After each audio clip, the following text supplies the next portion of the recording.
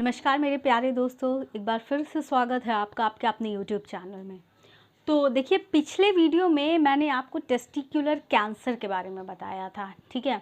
मैंने उससे related tumour markers discuss किए थे, स्टेजेस आपको बताए थे, ट्रीटमेंट बताई थी, सर्जिकल ऑप्शंस बताए थे। और मैंने आपसे एक चीज़ और कहा था कि ये जो टेस्टिकुलर कैंसर है ये बच्चों में भी होता है। तो आज का जो टॉपिक है हमारा वो यही है कि टेस्टिकुलर कैंसर इन चिल्ड्रन।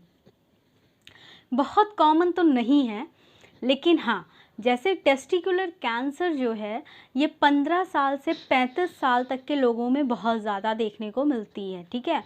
लेकिन अगर बच्चों की बात करें तो रेयर है, बहुत ही कम होगा कि किसी मतलब न्यूबॉर्न बेबी को टेस्टिकुलर कैंसर डिटेक्ट हो जाए।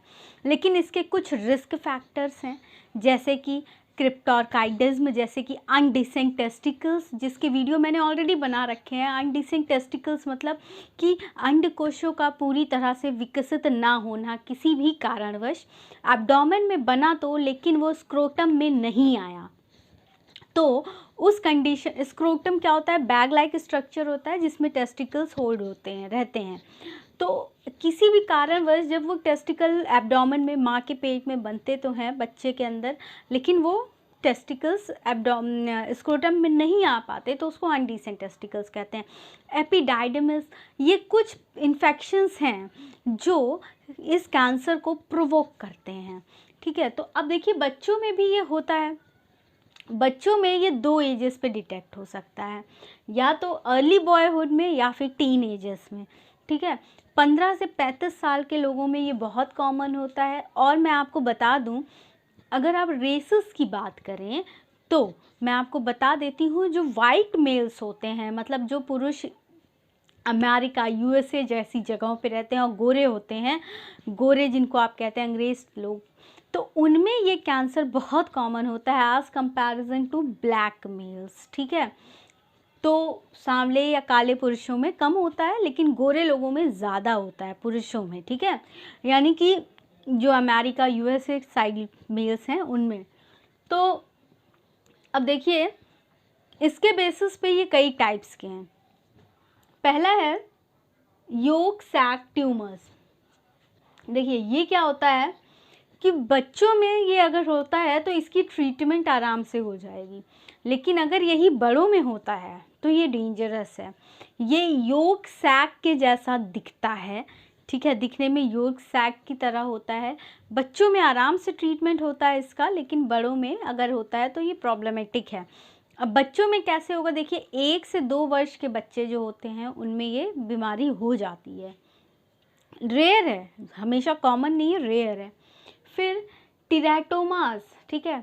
तो जो बच्चे 14 महीने के बच्चों में कभी कभी ये टीरैटोमास जो है देखने को मिलता है, ये क्या होता है, बिनाइन होता है, looks like growing embryo. Benign होता है मतलब कि कैंसर कॉजिंग तो नहीं होता, लेकिन ऐसा लगता है जैसे कि एम्ब्रियो जैसे स्टेजेस बाय स्टेजेस 3 लेयर्स में डेवलप होता है, वैसे ही ये भी एम्ब्रियो मतलब भ्रूण जिसको हिंदी में कहते हैं, ठीक है। ऐसा लगेगा कि भ्रूण अंदर विकसित हो रहा है।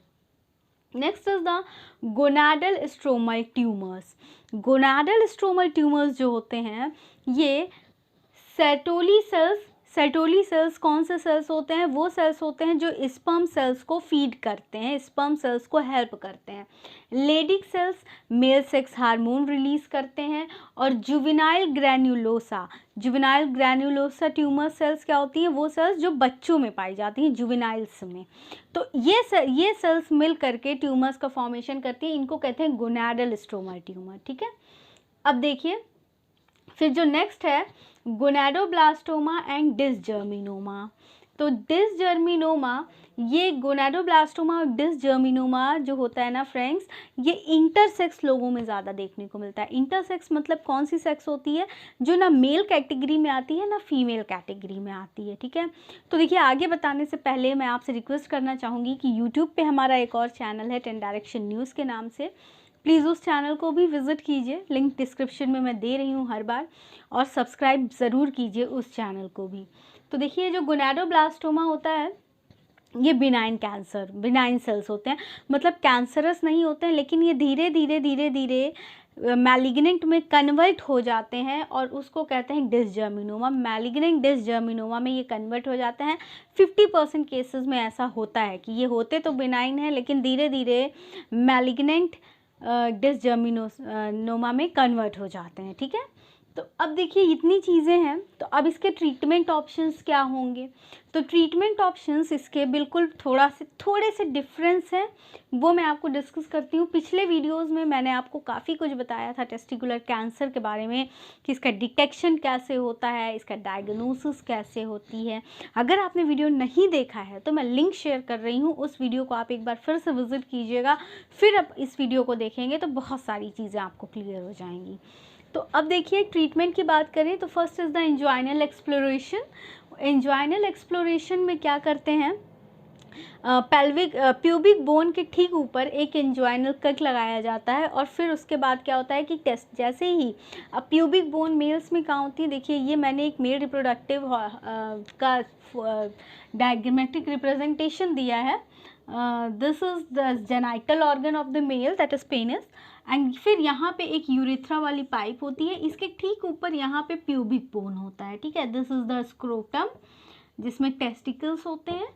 ठीक है, स्क्रोटम जिसमें टेस्टिकल्स होते हैं, यहाँ ये प्यूबिक बोन। ठीक है, तो प्यूबिक बोन के ठीक ऊपर थोड़ा सा एक इंजॉइनल कट लगाते हैं जिससे क्या होता है, जो टेस्टिकल्स होते हैं वो स्क्रोटम से बाहर आ जाते हैं।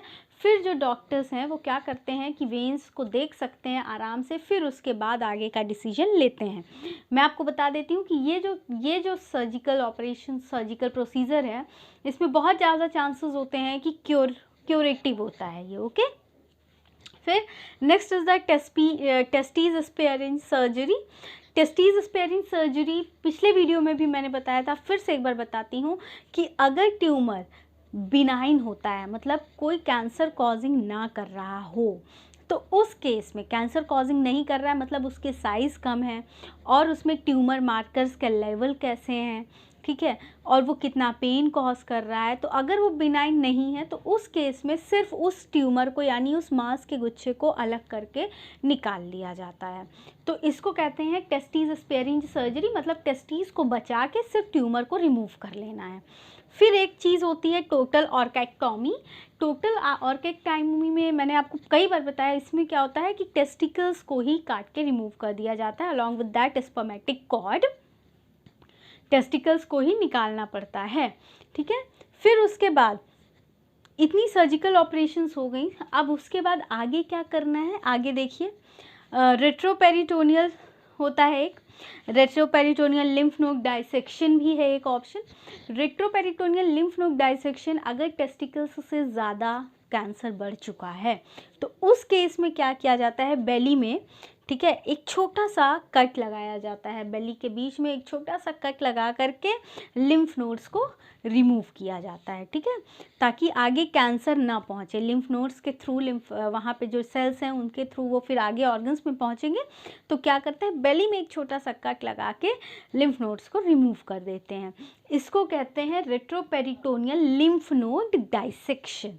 ठीक है, अब देखिए इतना कुछ हुआ, अब इसके बाद आगे क्या करना है, तो आगे मैं आपको बताऊं कि जैसे कि आपको पता है कि कैंसर पेशेंट्स का फिर रेगुलर क्या करना पड़ता है, उनको डॉक्टर्स को रेगुलर कंसल्ट करना पड़ता है। ठीक है, इसमें क्या होता है कि जो ये ट्रीटमेंट हो गई, सर्जरी हो गई, तो अब क्या करना है, हर साल में, हर 2 साल में, हर 2-3 महीने में, कम से कम 2 साल तक तो पेशेंट को क्या करना है, डॉक्टर के पास जाना ही जाना है।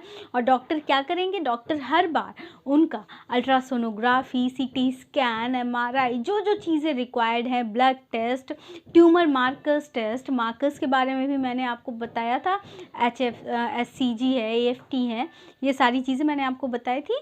फिर LDH है, तो ये सारे जो मार्कर्स एसेज हैं, ये सारी चीज़ें भी डॉक्टर को ऑन रेगुलर बेसिस करवाना पड़ता है। तो उससे क्या होता है, उससे ये पता चलता है कि कहीं ऐसा तो नहीं कोई मार्कर का लेवल बढ़ रहा हो, क्योंकि कैंसर बढ़ती है तो मार्कर्स लेवल बढ़ने लगता है।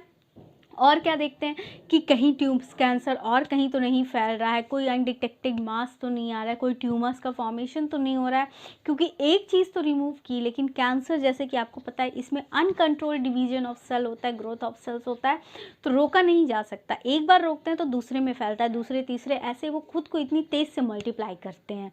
और अगर वो मैलिग्नेंट है तो ख़ास तौर से, और बिनाइन ट्यूमर कब मैलिग्नेंट में कन्वर्ट हो जाएगा ये भी कोई नहीं जानता।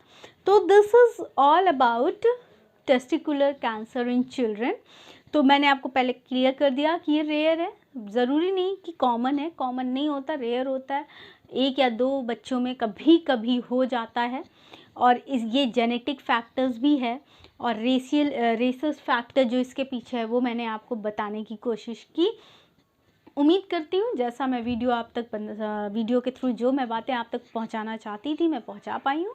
अगर वीडियो से रिलेटेड आपका कोई सजेशन है तो प्लीज़ कमेंट सेक्शन में कमेंट करके मुझे सजेशन ज़रूर देते रहिए। आपके सजेशंस बहुत ही वैल्यूएबल हैं। और वीडियो कैसी लगी ये भी मुझे बताइएगा, और अगर वीडियो पसंद आई हो तो प्लीज़ चैनल को सब्सक्राइब कीजिए और वीडियो को शेयर कीजिए और वीडियो को लाइक ज़रूर कीजिए। Thank you very much.